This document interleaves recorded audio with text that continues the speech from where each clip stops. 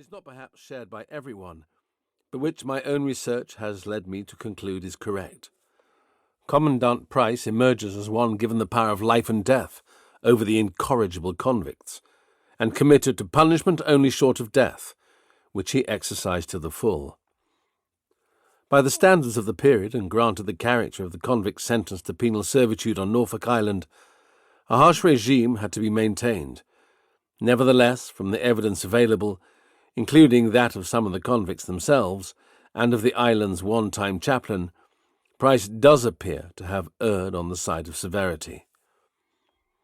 I have fictionalized some of the diaries kept in books later written by Norfolk Island convicts, including that of Mark Jeffrey, and condensed these into a single record which nonetheless is based on fact. For a factual account of the Norfolk Island penal settlement, from beginning to end, however, I warmly recommend Mrs. Hazard's book. My book, like the others in the Australian series, is written as a novel, with fictional characters superimposed on the historical narrative. The adventures and misadventures of the real-life characters are based on fact, and I have not embroidered or exaggerated the actions of any of them, save where it was expedient to dramatize these a little to avoid writing dull history. For the background information pertaining to the Port Arthur Penitentiary, I am indebted to Vera Koenigswater. The account of the escape by steamer is, however, fictional.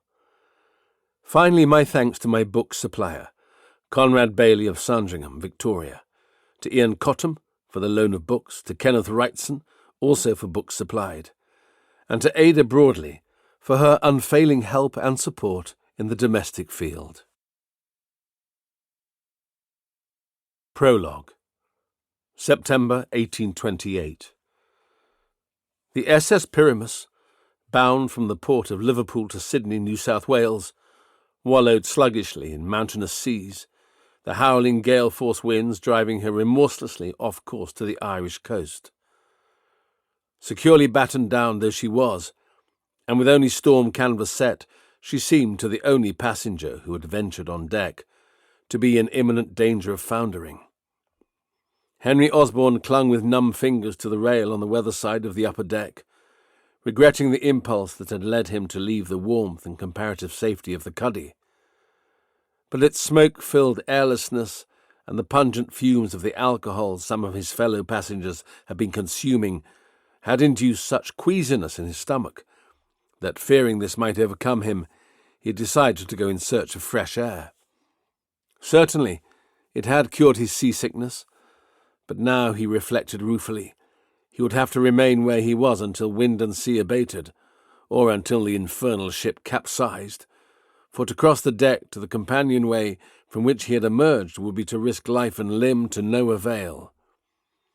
The Pyramus, he had been assured when he had booked his passage, was a sturdy seaworthy brigantine of close on 500 tons burden, well found and under the command of an experienced master, and, until the storm had struck, he had had no reason to doubt that she was everything the shipping agent had claimed.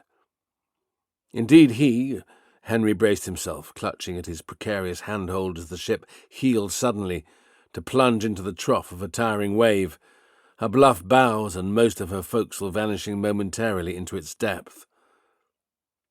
Tons of icy water cascaded across the deck, soaking him to the skin and threatening to sweep him off his feet. As the water drained slowly away, he heard the master bellow an order through his speaking trumpet to the two men at the helm. The wind seemed to Henry to bear the words soundlessly away, but evidently both helmsmen understood the import, for between them they spun the wheel and brought the ship's head to the wind. Her bows rose shuddering, and he felt the deck lift beneath his feet as, with an ominous creaking of her straining timbers, she gained the crest of the following wave and plunged on. God in heaven, Henry thought, his stomach heaving anew. Why had he embarked on this voyage halfway across the world?